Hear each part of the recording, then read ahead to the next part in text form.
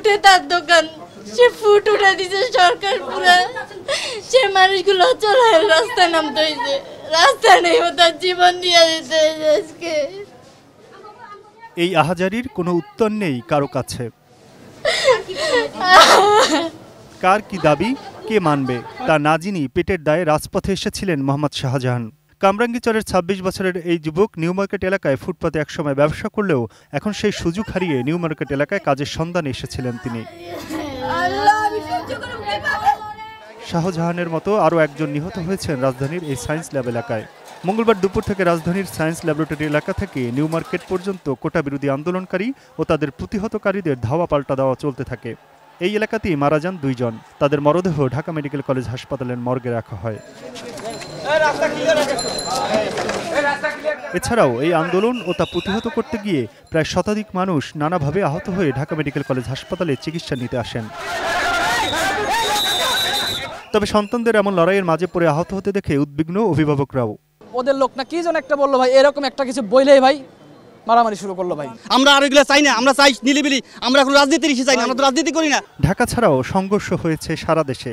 মঙ্গলবার বিকেলে চট্টগ্রামের মুরাদপুরে কোটা সংস্কার আন্দোলনকারীদের সঙ্গে ছাত্রলীগের সংঘর্ষের রেশ ছড়িয়ে পড়ে নগরীর বহদ্দারহাট থেকে জিএসসি মোড় পর্যন্ত। ধাওয়া পাল্টা ধাওয়া ও ইটপাটকেল নিক্ষেপের পাশাপাশি গুলি ও ককটেলের বিস্ফোরণ ঘটে। এ সময় চট্টগ্রাম কলেজের সমাজবিজ্ঞান বিভাগের ছাত্র ওয়াসিম আকরাম, আরেক শিক্ষার্থী ফিরোজ এবং একটি ফার্নিচারের দোকানের কর্মচারী ফারুক নিহত হন। এছাড়া আহত হন আরও অন্তত ২০ জন।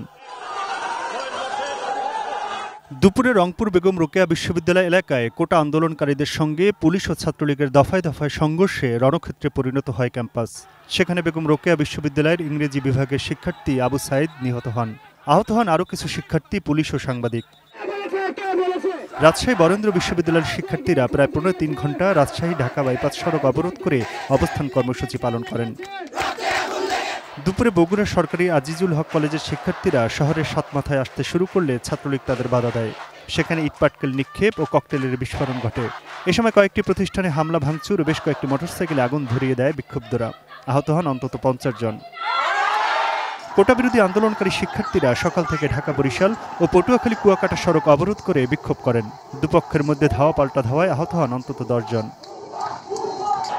ঠাকুরগাঁয়ে আন্দোলনকারীদের সাথে ছাত্রলীগের ধাওয়া পাল্টা ধাওয়ায় শিক্ষার্থী, পুলিশ ও সংবাদকর্মী সহ আহত হয়েছেন বেশ কয়েকজন। পরিস্থিতি নিয়ন্ত্রণে টিয়ারশেল নিক্ষেপ করে পুলিশ। মঙ্গলবার কোটা বিরোধী আন্দোলনে বিশ্ববিদ্যালয়ের শিক্ষার্থীদের সঙ্গে একাত্ম হন স্কুল কলেজের ছাত্ররাও। ময়মনসিংহের আনন্দমোহন সরকারি কলেজ, নাসিরাবাদ কলেজ এবং নটরডেম কলেজের শিক্ষার্থীরা বিক্ষোভ মিছিল ও বিক্ষোভ সমাবেশ করেন। রেললাইন অবরোধ করে ট্রেন চলাচল বন্ধ করে দেন কৃষি বিশ্ববিদ্যালয়ের শিক্ষার্থীরা। বিভিন্ন জেলায় করা হয় সড়ক অবরোধ। রেলপথ অবরোধ করা হয় গাজীপুরে। Aminul Islam, ATN news, Dhaka.